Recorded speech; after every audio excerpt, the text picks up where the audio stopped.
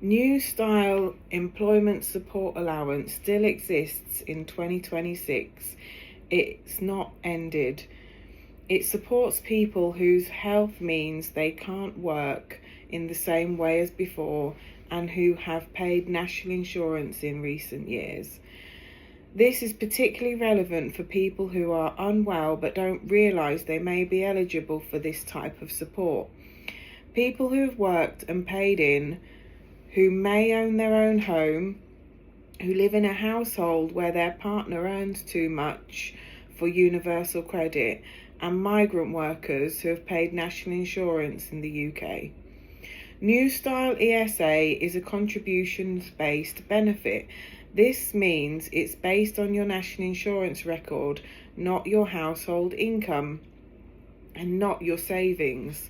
This is a key difference from universal credit and other benefits. Because it's contributions based, your partner's income does not affect it, your savings do not affect it, and it can be claimed on its own or alongside universal credit. Although universal credit replaced many other benefits, New Style ESA exists and it's often overlooked. Many people assume that if they don't qualify for universal credit, there's no other support available, and that isn't always true. You may be able to claim New Style ESA if you are unwell or disabled, your health limits your ability to work, and you have paid or been credited with enough national insurance contributions in the previous 2 to 3 years. In most cases, you'll need to have lived and worked in the UK in recent years.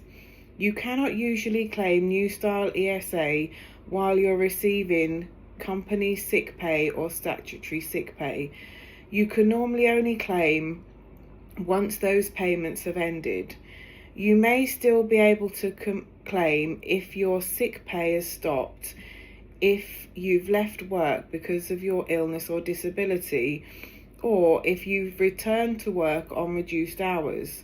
You can work fewer than 16 hours a week and still claim New Style ESA as long as you earn no more than £183.50 per week. New Style ESA is designed to support people whose ability to work is limited by their health, including people who can do some work but not consistently or full time.